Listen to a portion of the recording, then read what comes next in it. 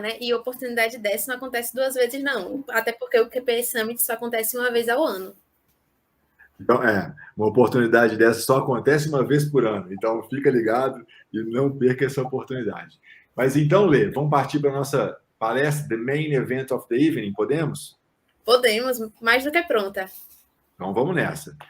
Então, para a gente receber o nosso palestrante magno, hoje, eu já chamo aqui, produção, todo mundo para receber o Luiz Moreno, que é VP e Head de Marketing e Comunicações da New Pública.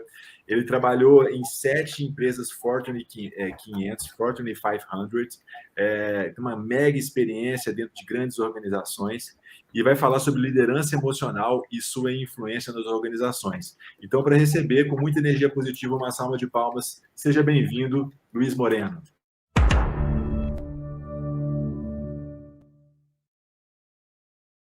Hello, Luis. Nice to meet you. We are really proud to have you here. I'm Thiago, CEO and founder of Voitto. And then, as soon as we start to look for international specialists on this team, we found your name. So we're really happy to have you here.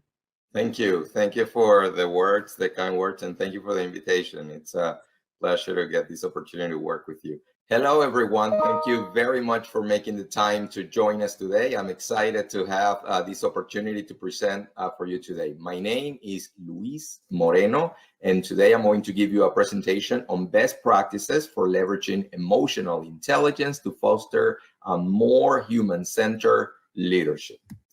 So let's start by giving you just some information on myself. If you like this content, you can find me on social media, on LinkedIn, Facebook, YouTube, Instagram, Twitter, Telegram, Clubhouse, whatever social media platform you use, then you can find me. Here are all of the names of my account. Let's start with talking about what is emotional intelligence. So emotional intelligence, there are many definitions, but overall, in general, is the capacity to be aware of our emotions. So it's knowing our emotions and regulate them, motivate ourselves, and leverage empathy to have more effective social relationships. Something that I say in my classes, in my training, that really emotional intelligence is a leadership skill that can be learned and it should be practiced so that you can develop it. So let's talk about the main component of emotional intelligence. There are many authors on emotional intelligence, and some of them list, from 3 components all the way to 10 components. But here are the 5 most known components of emotional intelligence. The first 3, I call them the self trio, and they are self-awareness, which is the ability to know ourselves, to understand our emotion, how we come across, what we say, what we do. Then self-regulation, which is our ability to control our emotions and control how we show up. And then self-motivation, which is the ability to motivate ourselves. It is said that people that are very highly successful, for example, in the sports here in the US, Michael Phelps in swimming in the Olympics, are people that have very high levels of self-motivation, which means that people don't need to obligate them to do things, but they have the motivation, the fire, the desire, the fuel to do it themselves. Then we have, we have interpersonal skills, social skills. Then we have empathy. So today I'm going to talk to you a little bit about empathy, and I'm going to give you some tips to be more empathetic. So let's talk about empathy.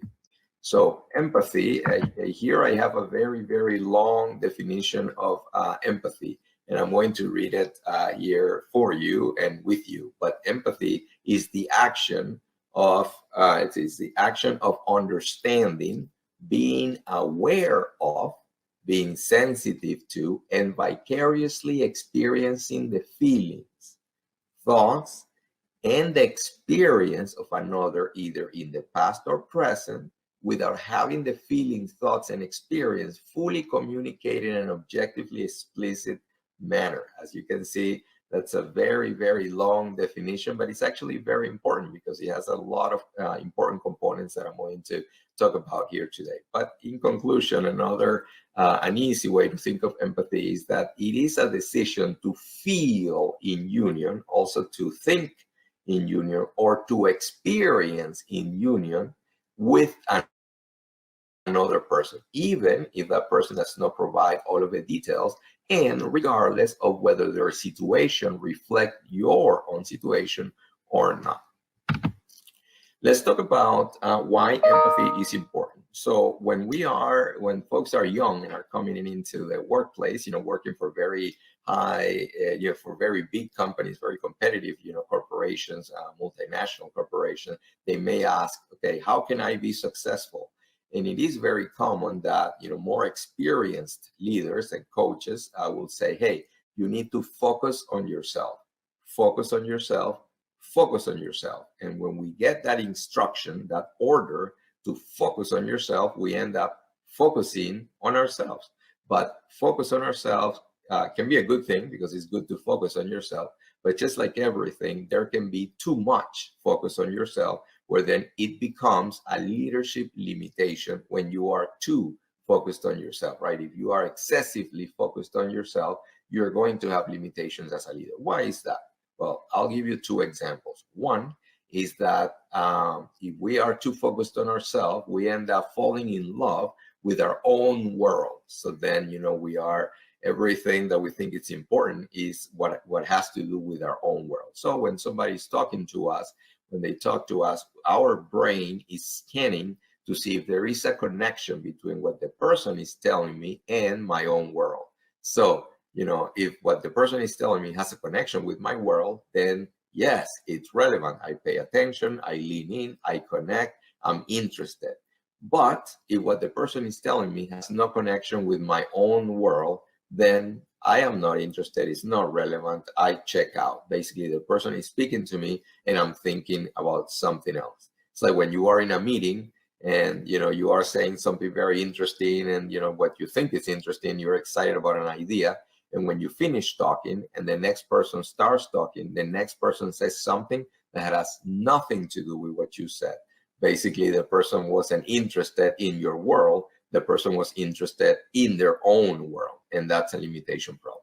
The second example is that we also have a fact checker, so that when people are talking to us, every time they're telling us something, our brain is checking to know whether that's true or not.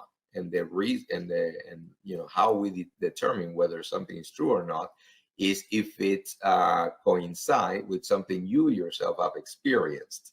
So if somebody says something to you, it's very expensive to travel to France. You say, yeah, I know, because I was buying a ticket and it is very expensive. So basically, you tend to only believe the things that have happened to you.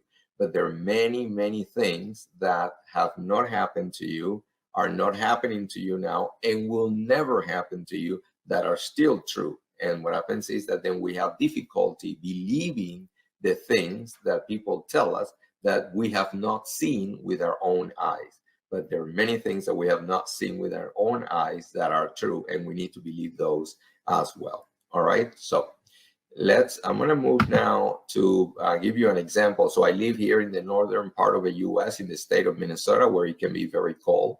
So when people say the expression, I'm cold, we tend to then activate a fact checker to see if it's really that cold. So we basically activate like a thermometer in ourselves, and then we decide whether it is in fact cold enough for that person to be cold. So the person says, oh, I'm cold. And we say, no, it's not cold. And the person says, no, hold on a second. I didn't say that it was cold. I said, I am cold, because I'm not talking about how it is. I'm talking about how I am. It may not be cold, but I am cold. It may be warm, but I am cold, because I don't need for it to be cold for me to be cold. I can be cold independently. So when somebody is cold, it's not necessary for you to be called to for that person to actually be able to be called, but the person can be called independently, because that person may be called because something is happening to the person. Maybe the person has a problem, is freaking out because they are in panic because something could be happening to them at home, at work. And we just need to be understanding, and we need to accept the fact that the person is called regardless of whether you are called or not, because the experiences are unique and independent. Okay, and that is very, very important. All right, so today I'm going to give you 5 tips to give the gift of empathy, right? And giving the gift of empathy is giving the gift of a moment by placing your own experiences, your beliefs, your feelings, your emotions. You're going to put those in pause. You're going to put those on pause in order to honor the person's moment, the person that is in front of you. How do we do that? There is a visual that you can look at. So I'm going to give you a minute here to look at the visual. What that visual is a drawer. So think of a piece of furniture. You're looking from the top down. It's a piece of furniture that has a drawer. So you go ahead and you open the drawer, and then you take your you take your world and you place your world there in the drawer for a moment, and you close the drawer so that you can then put your world aside on pause for a moment, and you can concentrate in the person that you are interacting with, the person that you're talking to, so that what that person says catches your attention. So I'm going to give you 5 tips, and we'll start with the first one. And remember that these are tips that you can leverage so that you can improve your ability to honor other people's experiences, and you're going to do that through the gift of empathy. So here we go. Point number 1, or tip number 1, is it's not about you. And this is important because we are so focused on ourselves that we always make things about us. People are telling us something, somebody's saying, hey, Luis, because, I have a meeting tomorrow that is very important to me. I am worried about this meeting. I have to prepare for it. And the person's talking to us for like a few minutes, and then because that meeting is with a client that is from Italy. So like, Italy, oh my God, did you know that I am from Italy? I came from Italy. I went to Italy last month. My brother is in Italy. I went to visit him the other day. We went to Venice. And then I go on and on and on talking about this thing because that's my world. So it's called a trigger, right? Something in what the person says, trigger, an activator, right? That was Italy. And then I went on and on with Italy, and I forgot. I didn't really pay attention to what the person was telling me. The person was talking to me about something important, about a client. And so I need to put my world aside for a moment in the drawer so that I don't connect those activators, those triggers, but I actually stay focused on what the person is telling me. So it's not about you. The second tip is timing and context are critical. They're very critical because our brains are always making connections in automatic pilot. But not all connections are good connections. Some connections are actually bad connections, to the point where no connection is better than a bad connection. How is that the case? Well, let's suppose that in the workplace, we're talking there, so if I'm a man and a woman says to me, oh, because I work in an airlines, I work in American Airlines. Oh, okay, you are a flight attendant. And the person says, well, I have a lot of friends that are flight attendants, but I am actually the general manager for all operations in Europe and in Latin America. Oh, I'm so sorry. Yeah, because we are making those fast connections, and we have to be careful about making those connections, right? Somebody's talking to us and says, oh yeah, because I am Native American. Oh, you're Native American. What a coincidence. I was watching a movie last night, Dancing with Wolves. And the person is like, what? Right? So we can make connections that are wrong connections. Sometimes somebody may say to us, oh, my father went to the hospital, to the doctor, and he was diagnosed with cancer. Oh, cancer. What kind of cancer? Well, I don't know, bone cancer. Oh, that's the same cancer that took my brother, right? So those are wrong connection, because that is the last thing that person wants to hear. So we have to be very, very careful about the connections that we make, because the timing and the context of those connections are really, really important. Okay. All right. So the next one is that empathy is actually not only about feeling negative feelings with other people. Somebody's sad, they have a loss in their family, and they are sad, and then you feel sad with them. That is only one of the manifestations of empathy. But empathy is not only about feelings, it's also about thoughts, and it's also about experience. And interestingly enough, it's not only about feeling thoughts and experiences that are negative, but also feeling thoughts and experiences that are positive. For example, happiness, excitement. When somebody's celebrating something, somebody's happy because something good happened to them. Through the power of empathy, we can connect with that person and make the decision to feel with that person. And what we feel with them has to be not only their sadness, but we also have to learn to feel their happiness, their excitement, their celebration. So if you're looking for a job, so you and a friend, you don't have a job, any of you, and you're looking for a job, you apply, you don't get the job, but then a friend of yours applies for a job and they get the job. When they come to you and say, hey, I have great news for you, I just got this job, then most people would say, well, good for you, congratulations, because I don't have a job, then I'm not excited. But we need to learn to separate the two things and compartmentalize the two situations. The fact that I don't have a job should not impede me from the ability to join another person in celebrating with them that something good has happened to them, regardless of whether that has happened to me too, right? Because, for example, if I'm having problems in my marriage, and I am separating, or if I'm divorcing, and somebody comes to me and says, wow, Luis, I have great news, I just got engaged to be married, to get married.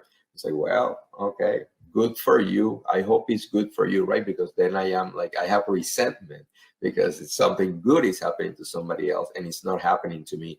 No, we need to learn to join that person in something good that is happening to them. So tip number 3 is we need to embrace all feelings and any feelings, not only the feelings of negative feelings, right? But also the positive feelings. Tip number 4 is actually very, very important, which is that we need to let people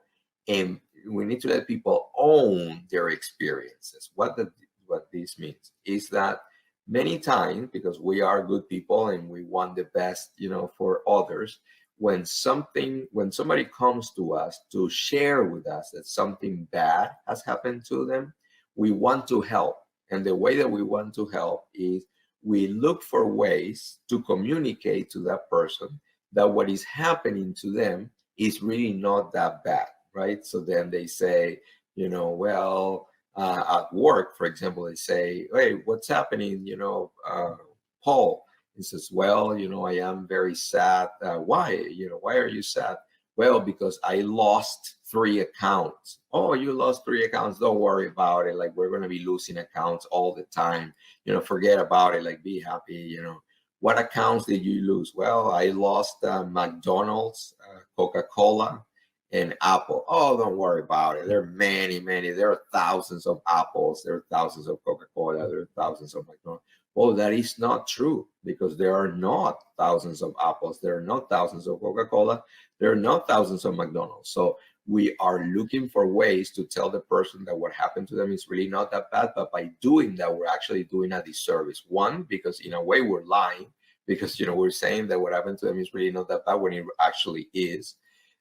And second is because the way that we learn, the way that we human beings learn and heal is by actually going through the pains of the experiences. So when something bad has happened to us, we need to have the opportunity to experience that something bad that happened to us, because we're going to learn and we're going to heal and we're going to grow by actually going through the experience, right? And in a way too, when somebody is sharing their experiences with you, when you tell them that what is happening to them is really not that bad, in a way you are invalidating their feelings, their thoughts and experiences, which in some cases can be even gaslighting, right? Which is when you make somebody, you're basically kind of ignoring or dismissing the experience that somebody is having, right? Somebody calls you from the road in, worry and say, oh, I'm calling here from the highway because I have a flat tire. Oh, you have one flat tire? Oh, you still have the 3 other tires are good. So, you're good. Only one of the 4.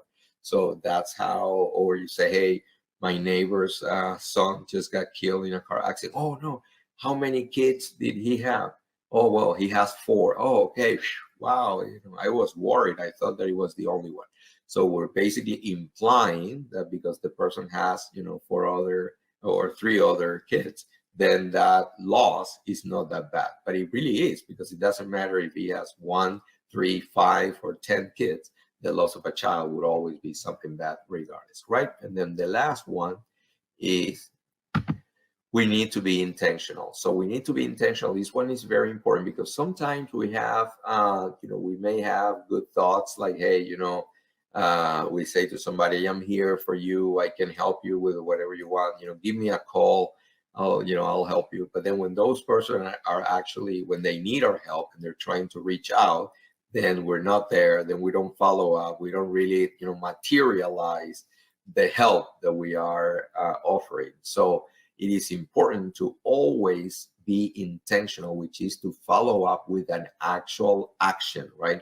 When we tell someone, so in the example of somebody who lost the account, it would be, to say, hey, you lost those accounts. I'm sorry to hear that. Let's talk about maybe what may have happened. I can give you some tips on how to avoid for that to happen to you, again. And then to be intentional would be to follow up with an action to say, hey, you know what? I have a book at home that I read about, never losing an account, written by so-and-so. What time are you here tomorrow? Are you coming tomorrow? What time are you going to be here? Because I can bring you the book and I'll be happy to gift you the book so that you keep it. And then in personal circumstances, when somebody shares that I'm not feeling well, always offer something, an action. Wow, you're not feeling well. Do you want me, can I get you a glass of water? Can I, would you like some ibuprofen? Can you, what can I do for you? Can I, help you? Or, but it's actually to not just express the, to not just express the empathy, but to actually also follow it up with an actual action, which is really, really important. So with that, I am going to get here. So today I talked about emotional intelligence, what it is, right? It's the ability to know our own emotions, it's the ability to motivate ourselves, and to have, empathy so we can have more effective social relationships. And then we talked about the 5 components, which were the three self trios, which are, self-awareness, self-regulation, and self-motivation. We talked about empathy. We talked about social skills. And then I gave you 5 tips to give the gift of empathy, which you have right now in your screen, which are, it's not about you. Remember, your brain has an automatic pilot function to make you the protagonist or the most important character for every story. And we need to stop our brain from doing that because we need to allow for it to be about other people as well. It cannot always be about us, right? And the second tip, which is timing and context, are critical. Very important because our brain is always making connections and we have to stop our brain from making those connections because sometimes those connections can be bad connections and they can get us in trouble. Number 3, we talked about the fact that empathy gives us the ability to feel in union with other people, not only the negative feeling, thoughts, and experiences, but also the positive ones. And that is key when we can join someone else in feeling a positive feeling. And then number 4, let people own their experiences. Don't invalidate people's experiences by telling them that what is happening to them is really not that bad, because it could very well be. and we need to just accompany them in feeling what they're feeling, thinking what they're thinking, experiencing what they're experiencing, so they can feel supported, accompanied, heard, seen, right?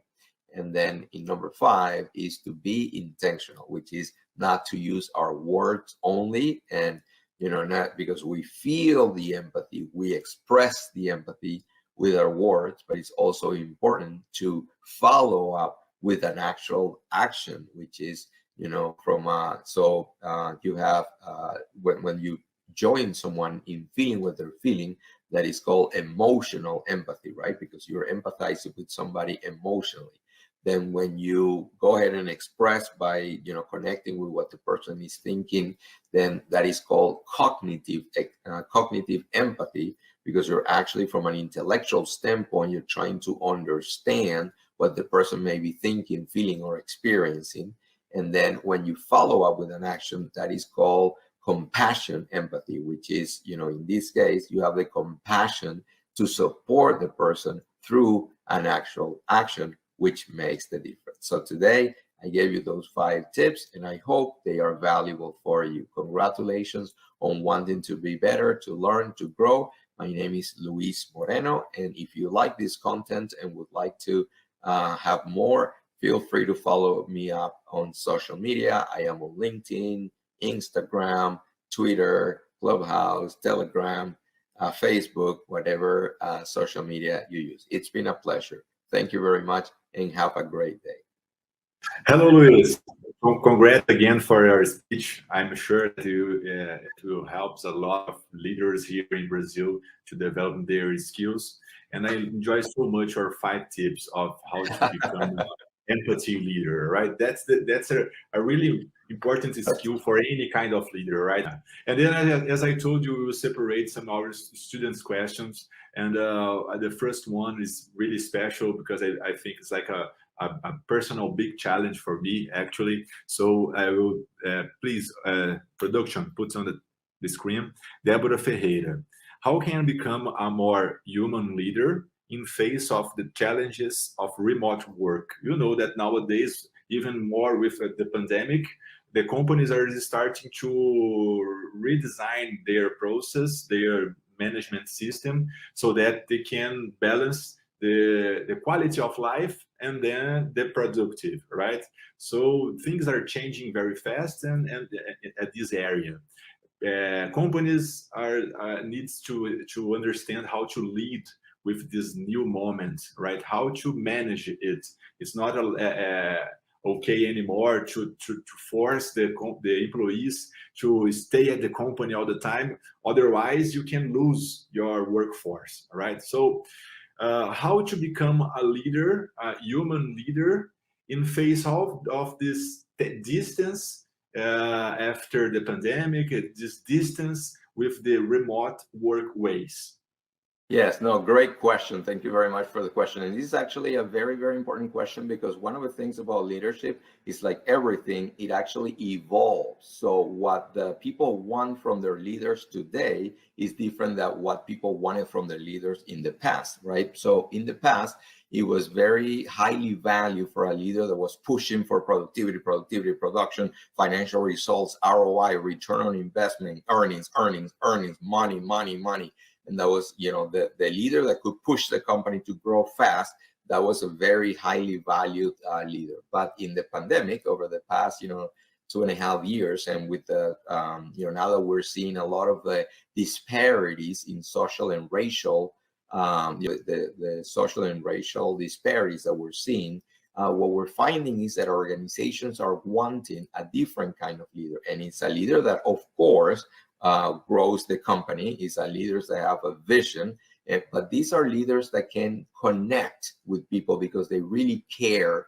They care about other people and they inspire. These are leaders that are more charismatic. So instead of an authoritarian leader that just tells people what they need to do so that the company can grow fast, these are people that come in with a story. That these are people that can share their own background, where they're coming from. What are the leaders that are actually vulnerable and that can share their own limitations, their obstacles, their fears, when they're worried, when they're sad, when something is happening to them, because this is the way that people can see, wow, this person is just like me. I can connect with this person. This person also has challenges. This person is also sad sometimes, this person, right? And then so during the remote work, it's one of the things is about flexibility, is about understanding that to provide people the grace and the opportunity to have a more balanced work life, which is really, really important. So for example, I have been in meetings that when the meeting starts, let's say for example the meeting is at 10 a.m. and the meeting starts literally with the leader saying, okay, here is the agenda. We're going to cover this, and this. And it's like, wow, are you going to ask me how I am doing? Are you going to say hello? Are you going to, right? We need to connect. And there is a cultural component to that, because in some areas of the world, like the south of Europe, for example, and in Latin America, you guys are in Brazil.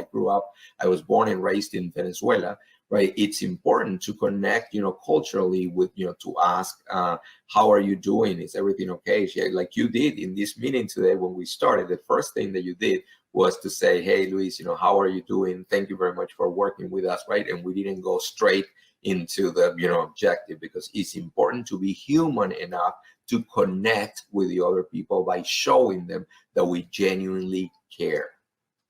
So more than ever, choose empathy with sympathy, right? That's very important. Yeah, and empathy, so there's a difference between sympathy and empathy. But what I recommend to people, that although it's good to have sympathy, right, and it's important because it's just kind of a way to show to someone, it's just kind of being friendly.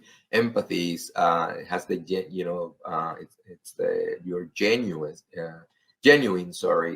when you authentically care about other people. So it's not just kind of an act of, oh, hey, looking friendly, but it's actually engaging and making the decision to join, feel, or experience something with somebody else.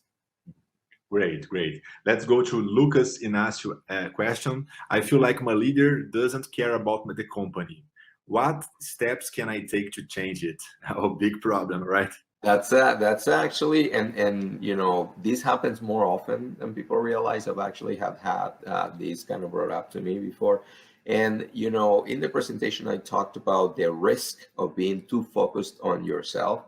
So you have leaders have actually been promoted and they get all the way to the top, because they have a big interest in themselves, a big focus on themselves, and that focus on themselves feels as acts as a motivation for them to do more work, and they so they're growing these companies very fast, right? Because they have this focus on themselves. But what they don't realize is that sometimes that becomes is an egocentristic thing, where the person is so self-centered that they really, once they are at the top and they're leading organizations, the organizations realize that their employees don't connect with them. The employees don't feel value. The employees feel, so in fact, in surveys that, I have conducted, one of the highest sources of dissatisfaction in the job is that people don't feel value. They feel like, well, I'm coming, I don't know if people appreciate me here.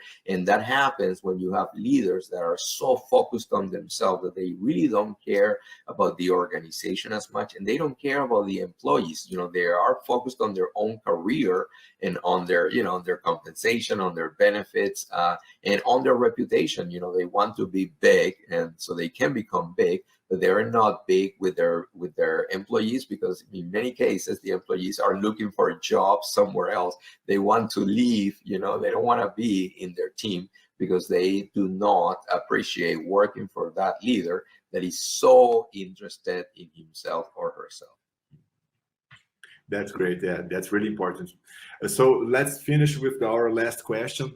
Julia Lorenzetti, what would be the first steps to develop a career as a leader in the company I work for?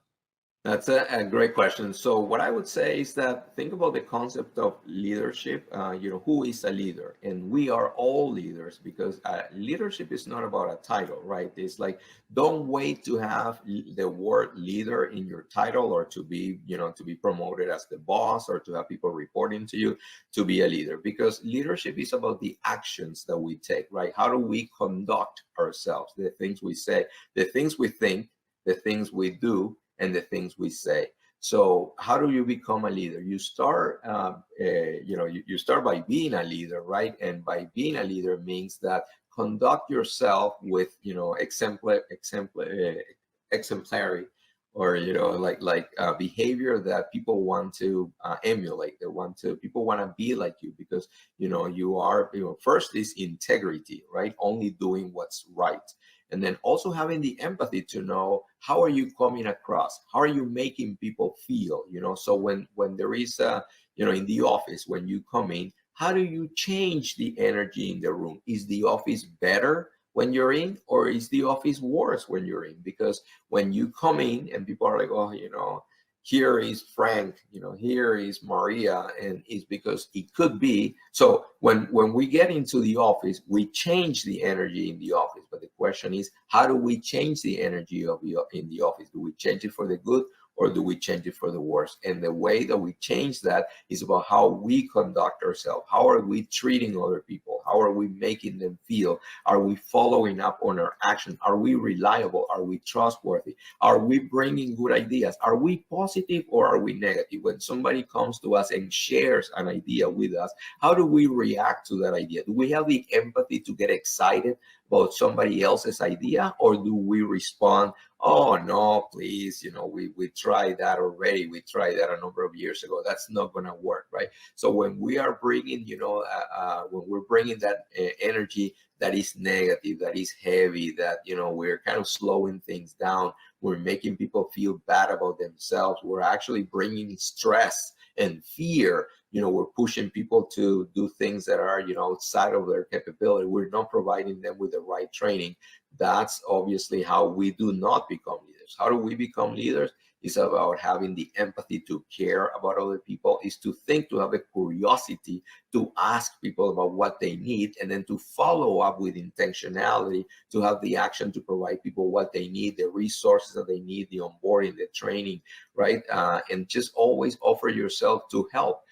In one of the changes in leadership in the past, leaders used to say, don't come to me with questions, come to me with solutions. Like, don't come to me with a problem, come to me with a solution. But that was the leadership of the past, because today, what the new generation of people coming into the workplace, what they want is a leader that is present, that is engaged, that is involved, and is a leader that actually wants to engage in the problems with you even before we have the solution. And in fact, there are many instances when waiting to have a solution would be too late.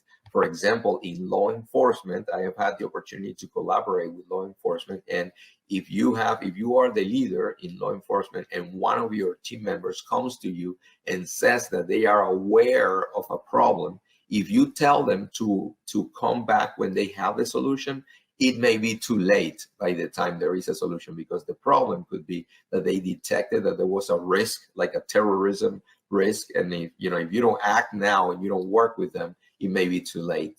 So it's the same in the workplace. Sometimes some employees know about a problem. They don't know how to resolve it, but they do know that there is a problem. And we as leaders, we need to engage and try to, help them solve the problem, so they can still solve it themselves, but we can make ourselves available to be helpful, so that we can help them get to the solution. That's how we can become a leader every day. And then, we're going to have the formal title of being a leader as a formality to what you have been doing through your behavior.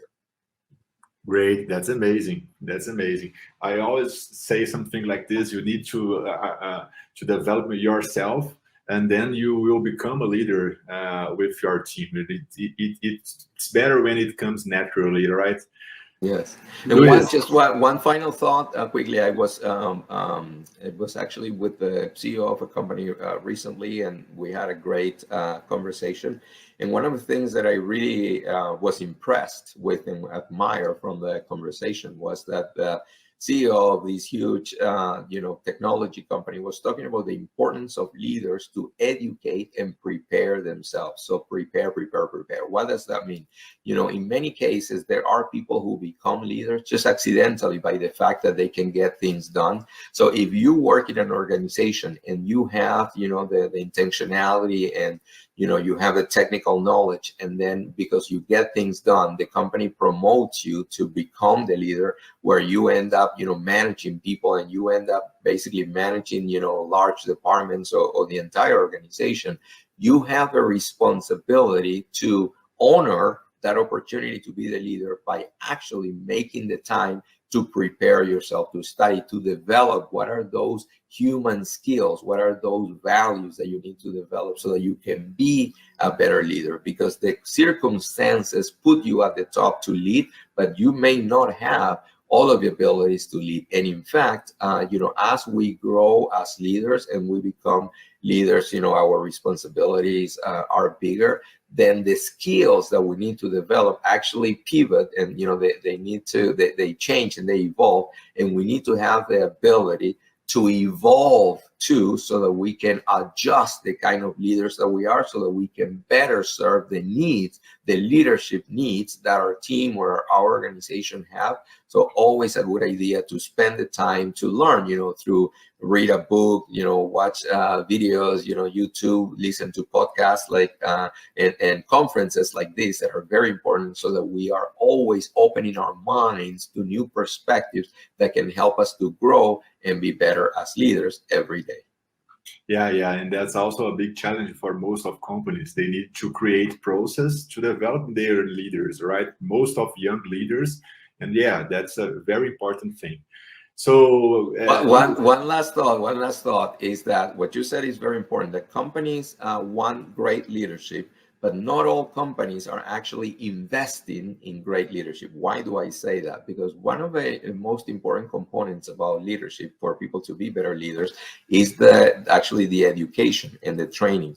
So organizations need to have the budget, they need to invest the money to be able to bring the content and the education, to have experts that come in, from the outside or from the inside, to actually provide the training, the consistent and constant training, so that their leaders are consistently learning, so they can be growing right through practice. So it is, in many cases, companies, contact me and say, we love your content, I would love to bring you in, and so how much do you charge? And then when I tell them, we're like, oh my God, I wish that we had the budget. It's like, what do you mean? You don't have the budget? So it means that you're telling your leaders that you want great leadership, but you're not actually planning for great leadership. Because when you plan for great leadership, that plan includes the budget, so that you can pay for the training that your leaders need to continue to grow as leaders.